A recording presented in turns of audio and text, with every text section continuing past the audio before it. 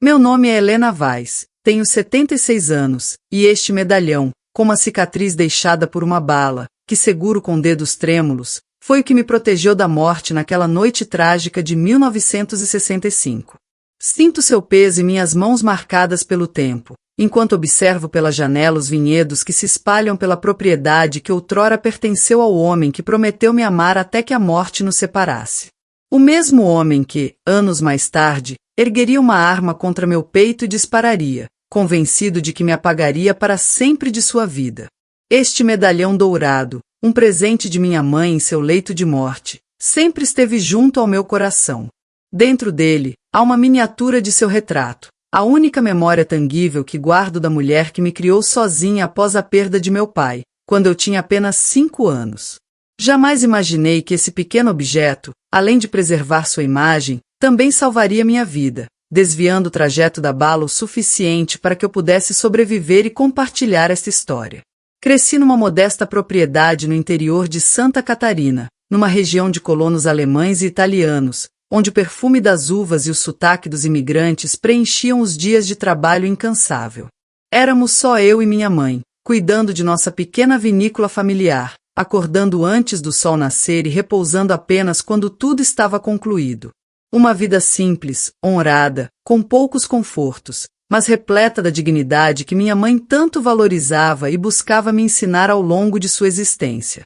Conheci Augusto Miller numa festa da colheita, no caloroso verão de 1962. Ele era o homem mais marcante que já cruzara meu caminho, alto, com cabelos loiros como trigo ao sol, olhos azuis que pareciam enxergar além, e dono da maior fazenda de erva mate da região. Enquanto outros rapazes me viam como a filha humilde da vinícola, Augusto me fitou como se eu fosse a única alma naquele salão. Aproximou-se com uma deferência que fez meu coração disparar de um jeito até então desconhecido. Dançamos até o amanhecer, sob os olhares curiosos que especulavam o que um fazendeiro tão rico queria com a filha de uma viúva. Ele me falou de suas viagens, seus negócios, seus sonhos de expandir a exportação de erva mate para além das fronteiras, da Argentina ao Uruguai. Descreveu sua casa imponente no topo da colina, com vista para todo o vale, e confessou a solidão que sentia naquele espaço tão vasto. Sua voz, grave e com leve sotaque alemão, envolvia-me como uma melodia que eu não queria que terminasse. O namoro que veio depois foi como um conto encantado para uma moça tão simples quanto eu. Presentes sofisticados chegavam à nossa porta, tecidos finos vindos da capital, joias delicadas que brilhavam como estrelas, frascos de perfumes franceses com aromas que eu nunca imaginara. Minha mãe, porém, observava tudo com cautela, advertindo-me que homens de posses raramente se encantavam de verdade por mulheres de poucos recursos. Mas Augusta tratava com tanto respeito, trazendo-lhe ervas para aliviar suas dores de artrite, que aos poucos ela foi cedendo, embora nunca completamente. 6 meses após nosso primeiro encontro, ele pediu minha mão em casamento, oferecendo-me um anel com um diamante que reluzia mais que qualquer coisa que nossa família já possuíra. Encantada pela promessa de ser a esposa de um homem tão admirado, ignorei sinais sutis que hoje vejo com clareza. Comentários sobre como eu deveria me vestir, críticas veladas às minhas amizades, sugestões de que, ao me mudar para sua casa, talvez eu não precisasse manter laços com certas pessoas da vila. O destino, porém, reservava sombras. 2 semanas antes do casamento, minha mãe foi acometida por uma febre súbita e implacável. Em 3 dias, ela partiu, levando consigo os conselhos que tentou me dar. Em seu último suspiro, colocou o medalhão em minhas mãos, fazendo-me jurar que o carregaria sempre, como um amuleto de proteção e memória. Não imaginava então o quanto essa proteção seria literal, nem como sua ausência abriria as portas para a escuridão que logo engoliria minha vida. O casamento seguiu adiante, insistência de Augusto, numa cerimônia majestosa na igreja matriz, com metade da região presente. Eu, de branco, tentava esconder o luto recente. Ele, exultante, como quem acabará de conquistar uma nova propriedade. Ao dizer sim diante do altar, o medalhão repousava contra meu peito, e eu imaginava minha mãe me observando de algum lugar, talvez já pressentindo que só descobriria depois. Os olhos apaixonados de meu noivo escondiam um monstro que logo se revelaria. Gostaria de saber de onde você me escuta agora. Deixe nos comentários o nome de sua cidade, pois me conforta pensar que minha história atravessa fronteiras, alcançando pessoas que talvez também carreguem marcas invisíveis. Saber que não falo sozinha me dá coragem para continuar essa narrativa, que começa com um sonho de amor e culmina num tiro contra o peito. Mas não se assuste, pois acima de tudo, uma história de resistência e justiça. Aproveito para pedir, com carinho, que se inscreva neste canal e deixe seu like neste vídeo. São gestos simples, mas que fazem minha história chegar mais longe, tocando mais corações. Voltemos à minha jornada. A fazenda Santa Clara era um verdadeiro paraíso aos olhos de quem a via de longe. Situada no topo de uma colina, dominava o vale coberto de vinhedos e plantações de erva mate. A casa principal, uma construção imponente em estilo enxaimel, exibia vigas escuras contra paredes alvas, janelas amplas que capturavam o amanhecer e uma varanda que abraçava toda a estrutura. Cheguei ali como a nova senhora Miller, fascinada pela ideia de viver num lugar que parecia saído das histórias que minha mãe lia para mim na infância. Nos primeiros dias após o casamento, Augusto me guiava pelos cômodos com orgulho, exibindo móveis importados da Europa, porcelanas delicadas e quadros de paisagens alemãs trazidos por seus avós, que fugiram da guerra. A criadagem me tratava com respeito distante, olhos sempre baixos, respondendo apenas quando interpelados. Naquele momento, interpretei isso como reverência à nova dona da casa. Não percebi que era medo, um sentimento que eles conheciam muito bem. O quarto do casal ocupava toda a ala leste do segundo andar, com vista para o nascer do sol e os campos que se estendiam até o horizonte. A cama, com seu dossel imenso, parecia grande demais, como se eu pudesse me perder nela. Minhas lembranças daquele espaço são marcadas pelas cortinas de seda verde que emolduravam as janelas, por onde eu observava os trabalhadores ao longe, sentindo-me estranhamente deslocada e solitária. Augusto saía pela manhã para supervisionar os negócios, um cavaleiro elegante cruzando os campos, com o chapéu inclinado contra o sol. Eu ficava para gerenciar a casa, embora Dona Gertrudes, a governanta experiente, deixasse claro que não precisava de minhas ordens. Aos poucos, percebi que meu papel ali não era o de uma verdadeira administradora, mas o de um adorno, uma peça decorativa para ser exibida em ocasiões sociais e recolhida quando não havia público para impressionar. A primeira mudança no comportamento de Augusto veio durante um jantar com fazendeiros vizinhos, 2 semanas após nossa chegada. Enquanto conversávamos sobre a safra, mencionei uma técnica de poda que aprenderá com minha mãe. O olhar que ele me lançou foi rápido, mas afiado como uma lâmina, carregado de irritação e advertência. Engasguei com o vinho, mas ele sorriu imediatamente, corrigindo minha confusão com suavidade e desviando o assunto. Naquela mesma noite, enquanto me preparava para dormir, ele entrou no quarto com uma expressão que não reconheci. Com voz calma, mas firme, disse que eu nunca mais deveria contradizê-lo ou falar de assuntos masculinos diante de outros homens. Explicou, como se falasse com uma criança, que isso minava sua autoridade e me fazia parecer uma camponesa, não a esposa de um homem de respeito. O sorriso permaneceu em seus lábios, mas seus olhos eram frios como o inverno nas serras. Num passeio pelos limites da propriedade, conheci Joaquim, o capataz, e sua esposa, Clara. Ele era um homem reservado, de corpo forte forjado pelo trabalho, com olhos escuros que pareciam sempre alerta. Clara, de meia idade, com cabelos longos trançados e mãos endurecidas por anos de trabalho com ervas e partos, olhou-me com uma compaixão que, na época, não compreendi. Viviam numa casa modesta nos fundos da fazenda, longe o suficiente para terem alguma privacidade, mas próximos para estarem sempre à disposição. Notei logo que Augusto tratava Joaquim com desprezo mal disfarçado, chamando-o de caboclo mesmo em sua presença, interrompendo e desvalorizando seu conhecimento sobre a terra que cultivava há mais de 2 décadas. Ainda assim, Joaquim mantinha uma dignidade silenciosa que me impressionava, respondendo com respeito, mas nunca com subserviência. Clara falava pouco quando Augusto estava por perto, mas seus olhos diziam muito, especialmente quando notava a força desnecessária com que ele segurava meu braço ao me conduzir. A primeira agressão veio 1 mês após o casamento. Augusto retornou tarde de uma viagem a Joinville, com o hálito impregnado de bebida e um perfume feminino que não era meu. Quando perguntei, inocentemente, se o jantar com os compradores fora proveitoso, seu rosto se transformou. A mão que antes acariciava meu rosto fechou-se em punho, acertando minha têmpora com uma força que me lançou contra a parede. Enquanto eu deslizava para o chão, atordoada, ele se ajoelhou ao meu lado, beijando o hematoma que começava a surgir, pedindo perdão, culpando o cansaço dos negócios e jurando que nunca mais aconteceria. Acreditei. Quantas mulheres antes de mim confiaram na mesma promessa vazia? Quantas depois de mim ainda caíram nessa armadilha? Se você reconhece esse padrão, saiba que não está sozinha. Há um caminho para fora, e minha história continua para mostrar que, mesmo nas circunstâncias mais sombrias, há força dentro de nós. Fique comigo até o fim, porque o que quero compartilhar vai além da dor. É uma jornada de redescoberta da própria resiliência. Essa força, tenho certeza, também vive em você, mesmo quando tudo parece perdido. Os meses seguintes tornaram-se um pesadelo em câmera lenta. A máscara de perfeição que Augusto usava durante o namoro desmoronava, revelando a crueldade que ele escondia com tanta habilidade.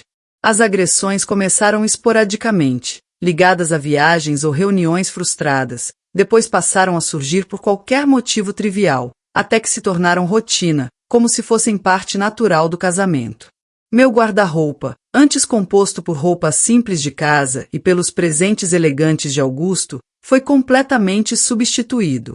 Certo dia, ao voltar do jardim, descobri que minhas coisas haviam sumido. Em seu lugar, vestidos caros, em cores e estilos que eu nunca escolheria, ocupavam os cabides. Quando questionei, ele explicou, com paciência fingida, que a senhora Miller não podia se vestir como uma camponesa e que havia jogado fora aqueles trapos para meu próprio bem. O isolamento foi tão gradual que mal notei quando me tornei prisioneira. As visitas à vila rarearam, sempre sob sua escolta ou a de Dona Gertrudes. Amigos que tentavam me ver eram recebidos com frieza e não voltavam. Cartas que escrevia nunca chegavam aos destinatários. O telefone, no escritório de Augusto, só funcionava em sua presença. A fazenda, que antes parecia um sonho, transformou-se numa gaiola dourada, onde cada janela, cada porta, cada trilha simbolizava uma liberdade cada vez mais distante. Aprendi que gritar atraía castigos piores, então me calei. Descobri que resistir fisicamente resultava em ossos machucados, então me tornei passiva. Percebi que lágrimas o irritavam, então chorei apenas por dentro, mantendo o rosto impassível mesmo quando a dor era insuportável. À noite, no banheiro, examinava os hematomas que coloriam meu corpo como mapas de territórios conquistados.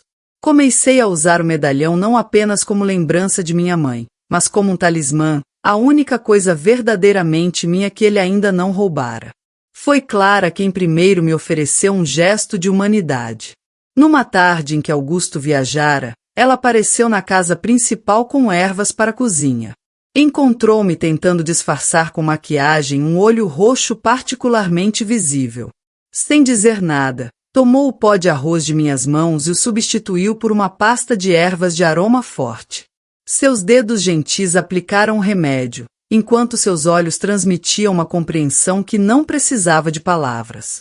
Aquele gesto simples quebrou algo em mim. Pela primeira vez em meses, chorei abertamente. Clara tornou-se minha aliada silenciosa, trazendo frascos de ervas que escondiam pomadas para hematomas, tinturas calmantes e chás que aliviavam as noites mais difíceis. Joaquim, sempre reservado, começou a surgir por acaso para tarefas próximas à casa quando Augusto se ausentava, criando brechas para que Clara pudesse me visitar. Nunca falávamos diretamente sobre o que acontecia, não era necessário. Eles sabiam, eu sabia que eles sabiam, e essa cumplicidade era ao mesmo tempo reconfortante e humilhante. Numa dessas visitas, Clara mencionou, em voz baixa, outras mulheres antes de mim. A primeira esposa de Augusto, que oficialmente morrera de febre, mas que Clara, como parteira, suspeitava ter sucumbido a lesões internas. Uma jovem filha de colonos, antiga governanta, encontrada enforcada no celeiro após desonrar-se com o empregado. Uma história que ninguém questionou, apesar das marcas em seu corpo. Percebi então que não era a primeira a cair na armadilha daquele predador disfarçado de cavalheiro, e temi não ser a última a perecer em suas mãos. Comecei a esconder pequenas quantias de dinheiro, obtidas das sobras das compras domésticas.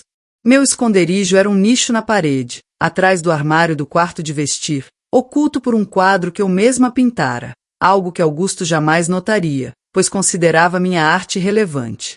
Ali, guardava também um diário onde anotava datas, ferimentos, ameaças, evidências que acreditava, ingenuamente, que um dia poderiam me salvar ou alertar outra mulher após mim. Em público, Augusto era a antítese de sua face privada. Nas festas da comunidade, nas missas de domingo, nas raras visitas que recebíamos, ele se transformava no marido dedicado, no fazendeiro generoso, no homem admirável que todos veneravam. A mão que horas antes poderia ter torcido meu braço repousava agora em minhas costas, guiando-me com aparente ternura. Seus olhos, que em casa me gelavam de medo, brilhavam com orgulho calculado ao me apresentar como minha adorável esposa. O contraste era tão perfeito que, às vezes, eu mesma duvidava da realidade de meu sofrimento. Você já conheceu alguém assim? Alguém que mostra uma máscara ao mundo e outra, completamente diferente, atrás de portas fechadas? Sei que muitas mulheres se reconhecerão nesta história. Por isso, peço, inscreva-se neste canal. Sua inscrição não é apenas um número, é um sinal de que você vê essas vozes silenciadas, acredita nelas. Para mim, e para tantas outras, saber que não estamos sozinhas faz toda a diferença. Após 2 anos de casamento, minha prisão estava completa. O mundo além da fazenda Santa Clara tornará-se uma lembrança distante, vislumbrada apenas pelas janelas altas ou nas raras saídas públicas, sempre coreografadas por Augusto. Meus dias eram preenchidos com tarefas domésticas supervisionadas por Dona Gertrudes, que reportava ao patrão qualquer deslize. Minhas noites oscilavam entre o pavor de seus acessos de raiva e a repulsa de suas demonstrações de afeto, ambas igualmente violentas, apenas de formas distintas. Augusto controlava cada detalhe da minha vida. Minha comida era racionada para que eu não engordasse. Meu cabelo, penteado como ele determinava. Meu tempo, cronometrado, cada minuto justificado. Se eu demorasse no banho ou no jardim, era interrogada e, frequentemente, punida. A sensação de ser vigiada tornou-se tão natural quanto respirar, um pano de fundo constante para minha existência reduzida. Em raros momentos de clareza, eu me perguntava como chegará ali. Como a jovem que ajudava a mãe na vinícola, cheia de sonhos, se tornará uma sombra incapaz de decidir sem permissão. A transformação fora tão lenta, tão bem orquestrada, que só notei quando já estava completamente subjugada, como uma rã em água que aquece até ferver, sem perceber o perigo até ser tarde demais. Tentei fugir uma única vez, no inverno rigoroso, quando Augusto viajou para Porto Alegre. Planejei por semanas, guardando comida seca, separando roupas quentes, estudando os horários dos poucos ônibus que passavam a 5 quilômetros da fazenda. Na madrugada escolhida, saí sem despertar os cães, caminhando pela estrada congelada, os pés doendo nas botas finas, o coração acelerado pela promessa de liberdade. Não cheguei à metade do caminho. Os faróis do carro de Augusto iluminaram minha silhueta solitária na escuridão. Nunca soube quem me entregou, se Dona Gertrudes notara algo, se um empregado me vira, ou se ele simplesmente desconfiara e voltará antes. As consequências foram as memórias mais dolorosas do meu cativeiro. Fui trancada no porão por 3 dias, sem comida, com água apenas para não morrer. No escuro, ouvindo os ratos nas paredes, vi minha esperança de fuga morrer, junto com parte da minha sanidade. Foi após esse episódio que mudei de estratégia. Não planejava mais fugir, mas sobreviver. Intensifiquei minhas economias secretas, memorizei fragmentos dos negócios de Augusto que ele deixava escapar em jantares ou conversas telefônicas. Não sabia como usaria essas informações, mas as guardava como migalhas para um futuro incerto. Clara continuava sendo minha única conexão com a bondade. Em encontros rápidos, ela tratava minhas feridas físicas, enquanto seu olhar aliviava as da alma. Numa dessas ocasiões, com 2 costelas quebradas por um chute de Augusto, ela mencionou que seu irmão trabalhará anos num cartório em Blumenau. Não elaborou, nem eu perguntei, mas a informação ficou plantada em minha mente, uma semente de possibilidade. As semanas viraram meses, os meses viraram anos, e eu persistia num limbo, nem viva, nem morta. Minhas únicas alegrias vinham de pequenas rebeldias, um livro escondido sob o colchão, lido à luz de velas, sementes plantadas num canto esquecido do jardim, criando um refúgio secreto, orações sussurradas à noite, com o medalhão em mãos, pedindo não milagres, mas força para mais um dia. Numa dessas noites, ouvi Augusto falando dormindo, palavrões, ordens, nomes estranhos, menções a carregamentos e datas. Inicialmente, não fazia sentido, mas passei a prestar atenção, conectando fragmentos, desvendando aos poucos seus negócios escusos, contrabando de bebidas, documentos falsificados, acordos com autoridades corruptas. O império de Augusto era sustentado por alicerces podres que, se expostos, poderiam destruí-lo. Essa descoberta não trouxe alívio imediato, mas uma faísca de esperança. Se eu sobrevivesse, se escapasse, aquele conhecimento poderia ser minha arma. Você já sentiu esse tipo de medo, que consome, mas também acende uma chama de resistência? Curta este vídeo se já conheceu o desespero, mas também a força que nasce dele. Seu gesto é um sinal silencioso de solidariedade com quem viveu o terror, com quem sabe o peso do silêncio forçado. Significa mais do que você imagina para quem acreditou que sua voz nunca seria ouvida. A noite em que Augusto tentou me matar começou como tantas outras. O jantar foi servido às 7, como ele exigia, com carne, vinho e sobremesa impecáveis. Ele falava de uma remessa importante, que exigiria sigilo total e dobraria seus lucros. Eu permanecia calada, assentindo quando necessário, com a expressão neutra que aperfeiçoara. Mas, dentro de mim, algo mudava. Cada palavra sobre seus negócios ilícitos era registrada com cuidado. Não sei o que me denunciou, um olhar diferente, uma tensão no corpo, ou a intuição afiada de Augusto. No meio de uma frase sobre contatos em Florianópolis, ele parou. Seus olhos, outrora encantadores, fixaram-se nos meus com uma frieza que reconheci como perigo mortal. Com voz falsamente casual, perguntou o que eu achava de seus planos. Uma armadilha. Em 3 anos, ele nunca pedirá minha opinião. Tentei responder com calma, mas minhas mãos tremiam ao segurar o copo de vinho. Foi o suficiente. Num movimento súbito, ele lançou a mesa para o lado, estilhaçando louças e cristais num estrondo que ecoou pela casa vazia. Contornou os destroços com uma calma aterrorizante, enquanto suas mãos se fechavam em meu pescoço. Nos seus olhos, vi não apenas raiva, mas uma decisão fria. Ele não queria apenas me punir, mas me eliminar. Lutei com uma força que desconhecia, arranhando, chutando, esquecendo a submissão que adotará para sobreviver. Consegui me soltar e corri para o escritório, não para fugir. Todas as saídas estavam trancadas, mas buscando instintivamente uma defesa. Ele me alcançou rindo, como se minha tentativa fosse um jogo. Quando me virei, vi o revólver em sua mão, o mesmo que guardava na escrivaninha, sempre carregado, como ele se gabava.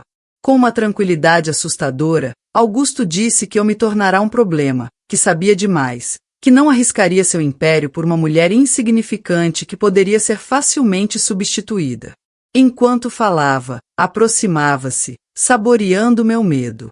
O medalhão parecia pulsar contra meu peito, como se minha mãe tentasse me proteger em meus últimos instantes. O disparo ecoou, alto, ensurdecedor.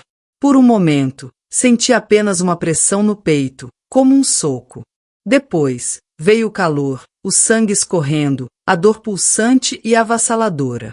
Meus joelhos cederam, e caí no tapete persa que ele tanto valorizava. Minha última imagem consciente foi seu rosto, não mais furioso, mas satisfeito, como quem resolveu um inconveniente. Então, tudo escureceu. Não sei quanto tempo fiquei inconsciente. Acordei num estado confuso, a dor no peito excruciante, mas estranhamente distante, como se pertencesse a outra pessoa. Estava sendo carregada, balançando ao ritmo de passos pesados.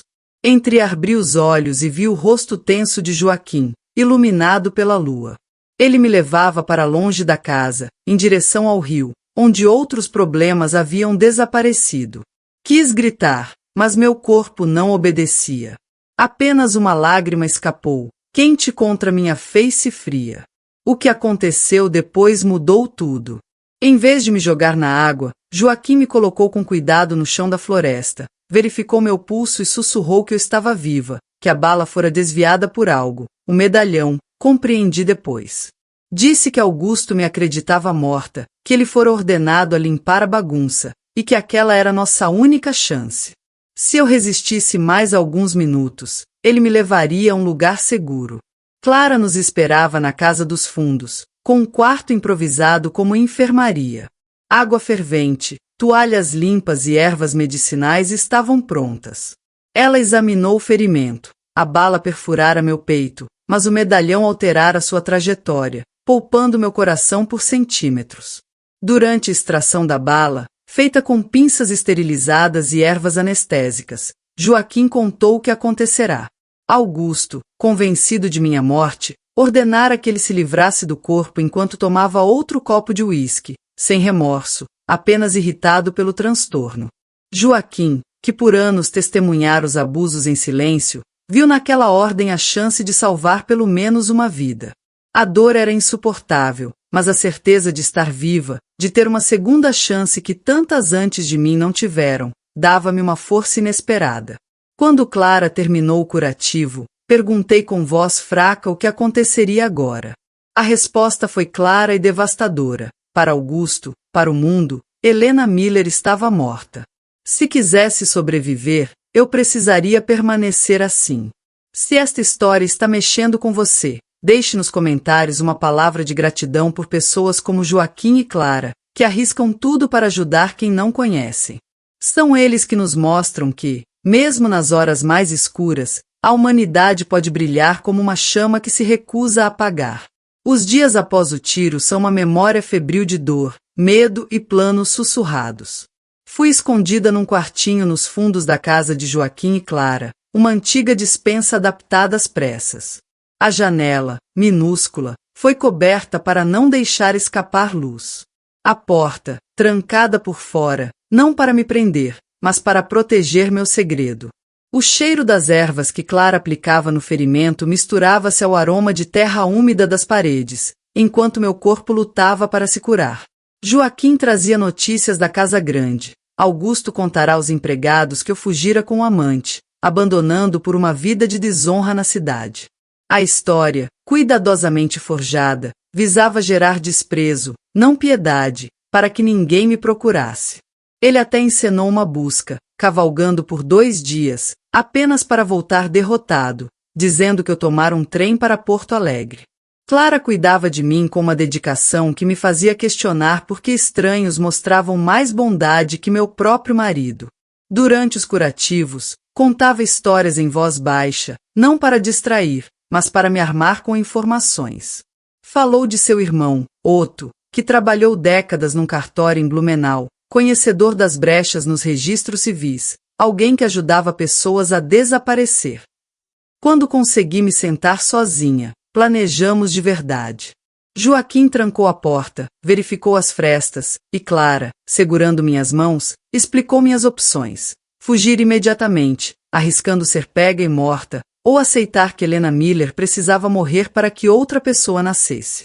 O plano era ousado. Eu me tornaria Matilde Smith, uma sobrinha distante do Rio Grande do Sul, viúva, sem filhos. Otto providenciaria documentos baseados numa Matilde morta na infância, prática comum em esquemas de identidade.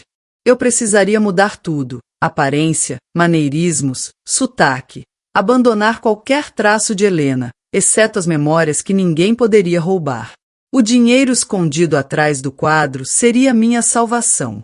Joaquim o recuperou numa noite em que Augusto estava distraído com visitantes. Não era muito, mas cobriria os documentos, a viagem a Joinville e os primeiros meses até eu me sustentar.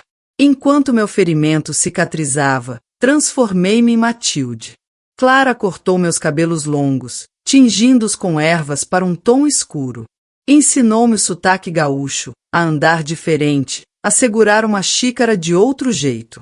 Os detalhes convencem, dizia ela, primeiro os outros, depois você mesma. Otto foi contatado por um mascate que levava mensagens codificadas. 2 semanas depois, ele confirmou que ajudaria, mas precisaríamos ir a Blumenau, e rápido, antes que notassem a estrangeira na casa dos fundos. A viagem seria perigosa, cruzando a propriedade e estradas onde poderíamos ser vistos. Na véspera, deitada no escuro, apertei o medalhão e chorei por Helena, a jovem que nunca mais seria. Matilde, a viúva resiliente, nasceria com o amanhecer, carregando apenas o medalhão marcado e uma determinação inquebrável. Você já precisou deixar uma versão de si mesma para trás? Se esta parte da minha história ressoa com você, compartilhe este vídeo. Não por mim, mas por quem precisa saber que é possível renascer, mesmo quando o mundo acha que você se foi. A viagem a Blumenau foi tensa. Saímos antes do amanhecer, com a névoa cobrindo os campos. Joaquim nos levou numa carroça velha, Clara e eu escondida sob mantas escuras. Cada ruído, cada vulto disparava meu coração. Augusto tinha olhos em toda a região. Otto nos esperava numa pensão discreta, frequentada por viajantes que não faziam perguntas. Era um homem comum, de cabelos grisalhos, óculos finos, a imagem de um burocrata aposentado. Seu quarto era um escritório improvisado, com papéis sobre a cama e uma máquina de escrever antiga. Criar Matilde foi técnico e íntimo. Otto perguntou sobre minha caligrafia, meus conhecimentos, minha familiaridade com o Sul, explicando que uma identidade precisava de uma história consistente. Construímos o passado de Matilde, filha de agricultores alemães de Novo Hamburgo, casada jovem com um comerciante que morreu de pneumonia, sem filhos, com habilidades em costura aprendidas num convento. Enquanto Otto falsificava documentos com precisão, Clara finalizava minha transformação. Meus cabelos, já curtos e escuros, foram penteados num estilo austero que me envelhecia. Sobrancelhas redesenhadas e óculos sem grau completavam o disfarce. No espelho rachado do quarto, vi uma estranha, exatamente o que precisava ser. 3 dias depois, parti como Matilde Schmidt, com uma mala contendo certidões falsas, cartas de recomendação e o pouco dinheiro que restara. Escolhi Joinville por ser grande o suficiente para me esconder, mas próxima para manter contato com Clara e Joaquim. Meus primeiros dias foram de solidão e medo. Aluguei um quarto nos fundos da casa de uma viúva idosa, pagando 3 meses adiantado. Dormia mal, acordando com qualquer som, certa de que Augusto me encontraria. Durante o dia, saía para conhecer a cidade, praticando ser Matilde, a viúva reservada com sotaque gaúcho que observava tudo com atenção. Para sobreviver, usei as ferramentas que Clara me deu, linhas, agulhas, uma tesoura decente, e comecei a oferecer serviços de costura. Primeiro, pequenos reparos, depois, trabalhos delicados que atraíram clientela. Em 2 meses, eu pagava o aluguel e comia modestamente. Não era luxo, mas era liberdade. A costura, sem querer, tornou-se minha fonte de informações. As clientes, esposas de homens influentes, falavam livremente na presença da viúva silenciosa. Entre provas de vestidos, ouvi sobre políticos corruptos, carregamentos suspeitos, um fazendeiro que fornecia produtos especiais. Com choque, percebi que falavam de Augusto, visto de outro ângulo. 6 meses após minha chegada, eu tinha clientes fiéis, esposas de empresários, políticos, juízes, que, sem saber, me davam peças do quebra-cabeça que eu montava. Anotava tudo num caderno codificado. Nomes viravam números, locais viravam cores, datas viravam flores. Uma precaução contra o alcance de Augusto. Numa prova de vestido para a esposa do juiz Mendonça, ouvi uma menção direta a ele, o viúvo do interior que traria presentes para uma festa, sempre aparecendo quando carregamentos precisavam de liberação sem fiscalização. Fiquei tão atordoada que espetei a cliente com um alfinete, desculpando-me enquanto meu coração disparava. Augusto viria a Joinville. Naquela semana, um bilhete de Clara, disfarçado como receita, informou que Augusto intensificara seus negócios após meu sumiço, tornando-se descuidado. A fazenda era agora um centro de operações, com reuniões noturnas e visitantes em carros sem placa. Joaquim observava tudo, mas permanecia em silêncio. Foi então que conheci o Dr. Paulo Teixeira, um advogado que veio por indicação, pedindo cortinas bordadas para a comunhão de sua filha. Seu olhar atento e perguntas diretas sobre meu passado no Rio Grande despertaram desconfiança e curiosidade. Após 3 visitas, ele foi direto. Perguntou se o nome Augusto Miller significava algo para mim. O chão sumiu sob meus pés. Movida por instinto, encarei-o e disse: ele é o homem que tentou me matar e acha que conseguiu. Confiar meu segredo a um estranho foi arriscado, mas mudou tudo. Peço que se inscreva neste canal. Não é por números, mas para dizer que histórias como a minha merecem ser ouvidas, que não devem ficar nas sombras. Sua inscrição é uma luz que ilumina essas vozes. No ateliê, sob o sol poente, contei tudo a Paulo: a vinícola, o casamento, os abusos, o tiro, a fuga, Matilde. Ele ouviu, anotando, interrompendo apenas para detalhes. Quando terminei, senti-me leve, como se tivesse largado um fardo. Paulo revelou que investigava uma rede de contrabando e corrupção no estado, sempre esbarrando numa figura intocável que ele acreditava ser Augusto. Meu testemunho e minhas anotações poderiam ser a chave. Selamos um pacto. Eu forneceria informações, ele construiria um caso legal, garantindo minha proteção. Eu seguiria como Matilde, e apenas nós saberíamos a verdade. Os meses seguintes foram lentos, testando minha paciência. Como Matilde, expandi a costura, atraindo clientes influentes. Como Helena, coletava informações de conversas casuais. Paulo visitava regularmente, disfarçando com encomendas, enquanto montávamos o caso. Nossa rede cresceu. Clara e Joaquim enviavam dados da fazenda, outro fornecia documentos. Paulo recrutava funcionários do porto e cartório dispostos a falar. Uma teia cercava Augusto, que, arrogante, parecia não perceber. A virada veio com a senhora Cortês, esposa de um aliado de Augusto. Agitada, trouxe uma pasta de documentos roubados do marido, provas de negócios escusos, pedindo que eu os guardasse.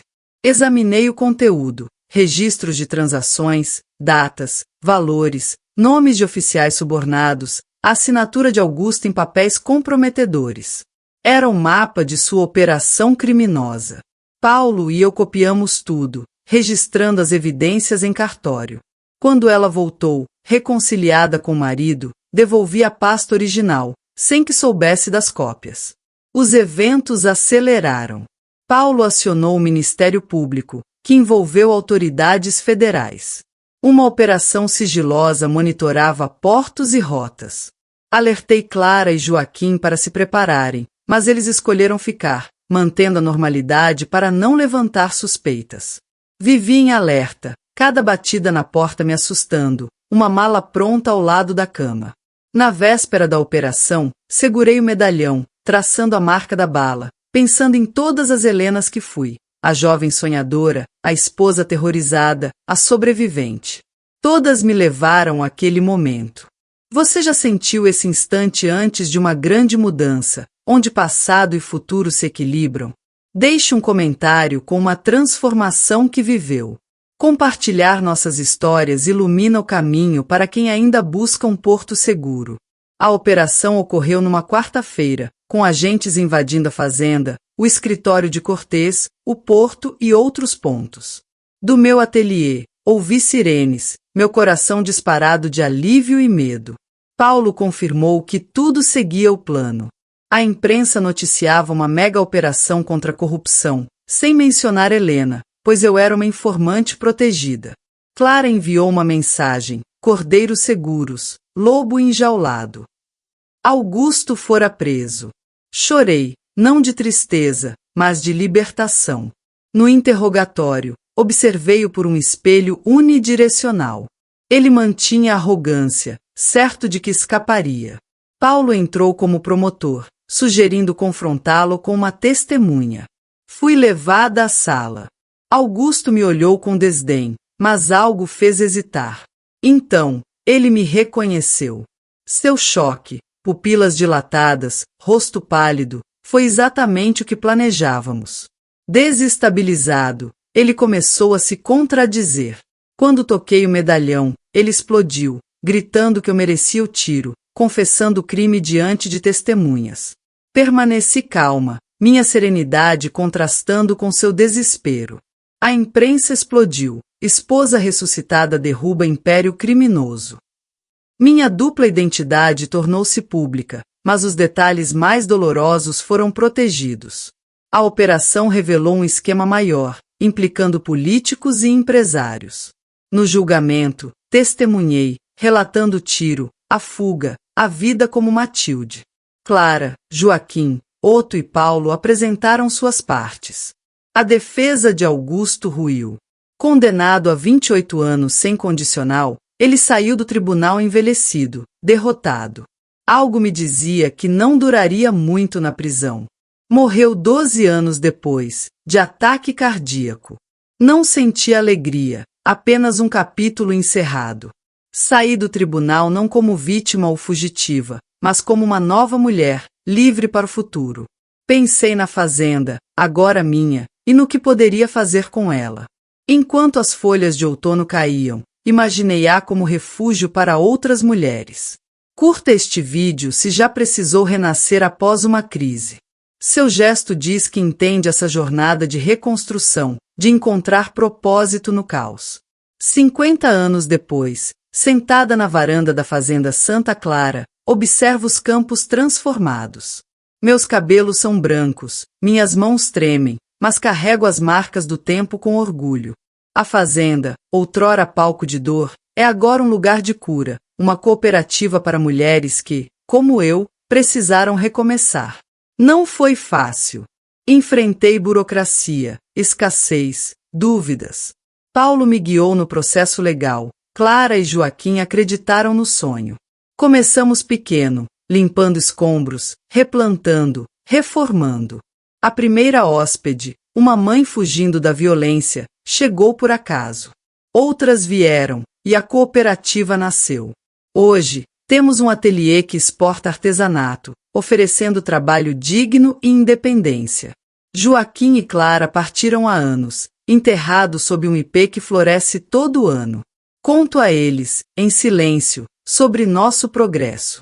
Paulo, que defendeu tantas mulheres, morreu há 20 anos, mas seu legado vive. Augusto raramente aparece em meus pensamentos, exceto em sonhos inquietos. O medalhão, com sua marca, é meu lembrete diário. Mostro às mulheres que chegam, contando minha história para dizer que a sobrevivência é possível, que a dor pode gerar cura. Nos anos 80, falei em delegacias da mulher, destacando a importância do apoio econômico e social. Nunca me recasei, mas encontrei amor na comunidade que construí. Minhas netas são as mulheres que partiram inteiras, levando sementes de mudança. Aos 76, sei que não verei todos os frutos, mas vejo esperança nas novas gerações. Este medalhão carrega minha jornada: amor, terror, fuga, justiça, propósito. Somos mais fortes do que pensamos, capazes de transformar feridas em cura. Compartilhe esta história com quem precisa de esperança. Inscreva-se, dê seu like. É um gesto que amplifica vozes silenciadas, lembrando que é um caminho para fora, mesmo na escuridão mais profunda. Um abraço, até a próxima história.